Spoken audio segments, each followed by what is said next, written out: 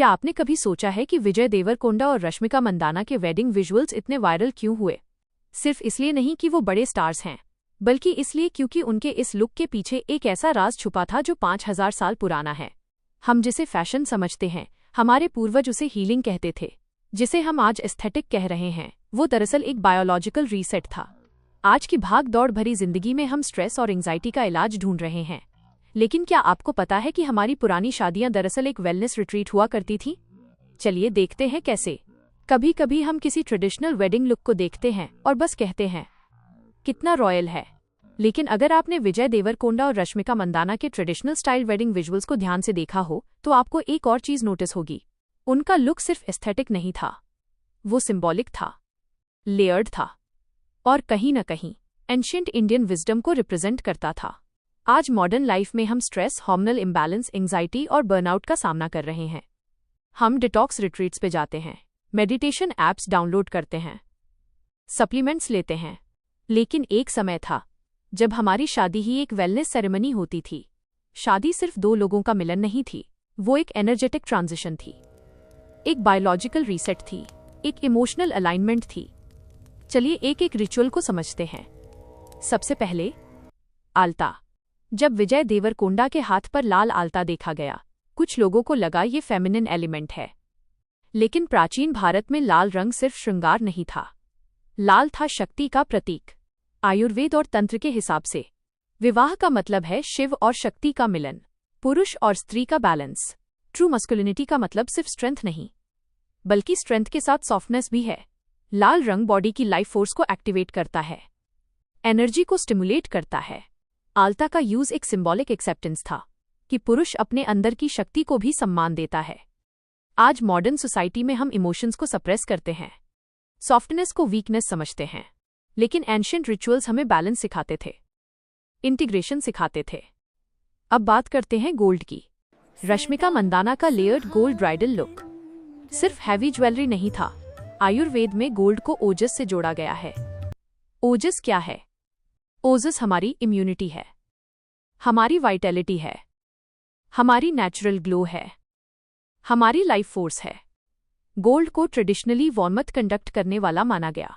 वो circulation support करता है, वो रेडियंस का सिंबल है, इसलिए दुल्हन को गोल्ड से अलंकृत किया जाता था। ये सिर्फ स्टेटस शो करने के लिए नहीं था, ये एक एनर्जेटिक प्रोटेक्शन लेयर थी। शादी के दिन ब्राइड इमोशनल और फिजिकल ट्रांजिशन से गुजर रही होती है, गोल्ड उस एनर्जी को स्टेबलाइज करता है, ऐसा माना जाता था। अब बात करते हैं फूलों की। विजय और रश्मिका के गले में हैवी फ्लावर गार्लैंड्स सिर्फ डेकोरेशन नहीं थे। Fresh flowers natural fragrance release करते हैं। फ्रेग्रेंस सीधे हमारे लिम्बिक सिस्टम पर असर करती है, यानी हमारे इमोशंस और मेमोरी सेंटर पर। नेचुरल सुगंध नर्वस सिस्टम को काम करती है, हार्ट रेट को रेगुलेट करती है, मूड को सूद करती है। शादी एक इमोशनल हाई मोमेंट होती है, इसलिए एनवायरनमेंट को सूदिंग बनाया जाता था। आज की वेडिंग्स में loud DJ, bright lights, over stimulation होता है। लोग थक जाते हैं, इरिटेटेड हो जाते हैं। एंशिएंट वेडिंग्स में साउंड, फ्रेग्रेंस, टच सब रेगुलेटेड होता था। अब बात करते हैं कोकोनट, नारियल की। रश्मिका के हाथ में ग्रीन कोकोनट का विजुअल बहुत गहरा सिंबॉलिज्म रखता है। कोकोनट को फर्टिलिटी और न्यू बिगनिंग्स का प्रतीक माना जाता है। आयुर्वेद के हिसाब से कोकोनट कूलिंग है, पित्त को बैलेंस करता है।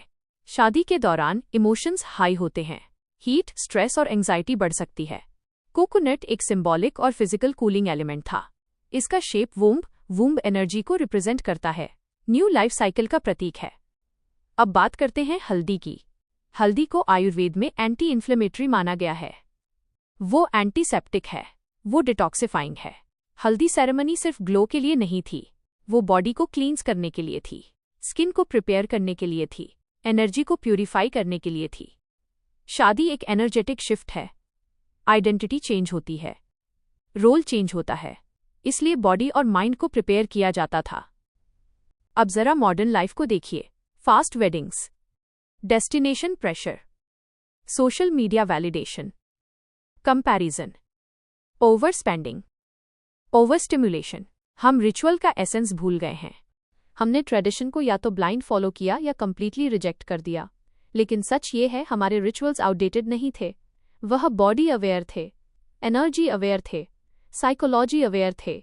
विजय देवरकोंडा और रश्मिका मंदाना के विजुअल्स हमें एक रिमाइंडर देते हैं कि जब हम अपनी परंपरा को समझकर फॉलो करते हैं तो वो सिर्फ कल्चर नहीं होती, वो वेलनेस होती है। शायद वेलनेस का फ्यूचर हमारे एंशिएंट पास्ट में ही छुपा है। विजडम को अंधविश्वास के लेबल से बाहर निकालकर साइंस की नज़र से देखना है।